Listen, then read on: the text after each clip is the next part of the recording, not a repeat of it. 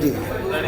नमस्कार, आप देख रहे हैं लखनऊ सुपरफास्ट और मैं हूं आदित्य और हमारे बीच में पसमानदा मुस्लिम समाज के राष्ट्रीय अध्यक्ष अनीस मंसूरी जी हैं। बातचीत करेंगे, जानेंगे कि जो भोपाल में प्रधानमंत्री जी ने जो अपनी बातें बोली हैं उस पर किस तरीके से देखते हैं और क्या सोचते हैं पसमानदा मुस्लिम समाज के अनीस मंसूरी जी। अनीस मंसूरी जी, बहुत बहुत स्वागत है आपका। धन्यवाद। किस तरीके से देखते हैं जो प्रधानमंत्री जी ने जो भाषण दिया है?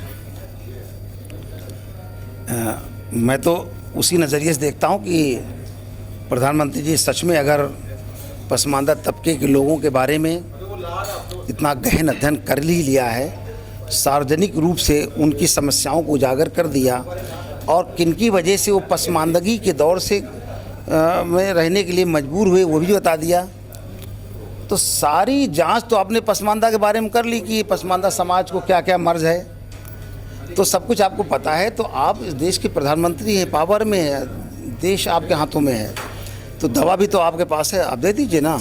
अब दवा तो दे नहीं रहे पसमानदा को, आप केवल उनके पर चिंता जता रहे हैं। आपने हमारे मंच को जान लिया कि दवा नहीं दिया।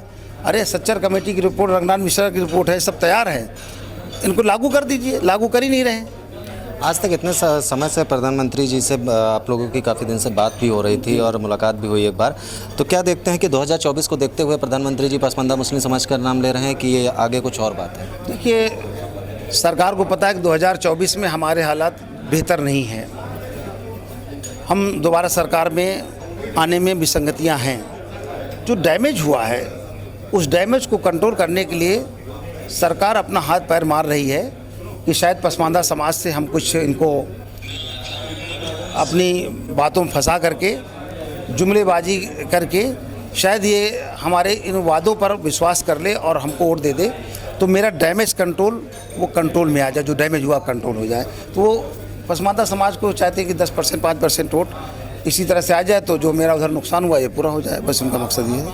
कहीं ना कहीं ऐसा तो नहीं है कि पसमानदा मुस्लिम समाज आने वाले समय में बीजेपी में शामिल हो जाए? देखिए, शामिल होना ना होना एक अलग बात है। आप देश के प्रधानमंत्री हैं, हम लोग आप सबके हैं प्रधानमंत्री, चाहे वो किसी भी दल में हो, आप सबके प्रधानमंत्री हैं।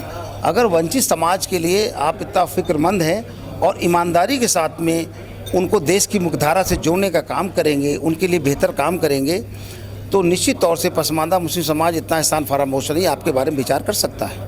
तो इस समय एक बड़ा मुद्दा चल रहा है यूसीसी, किस तरीके से देखते हैं? देखिए, यूसीसी का मसला ये है कि अभी सामने किसी तरह से जो यूसीसी के अंतर्गत चीज़ें आने वाली समानता के लिए, तो क्या क्या सरकार के मसौदे हैं वो सरकार को सार्वजनिक करना चाहिए, सार्वजनिक रूप से, और तमाम राजनीतिक दल हैं, समाज सेवी हैं, उसके अलावा बहुत सारे हमारे विश्लेषक बंधु हैं और बहुत से धर्मगुरु हैं।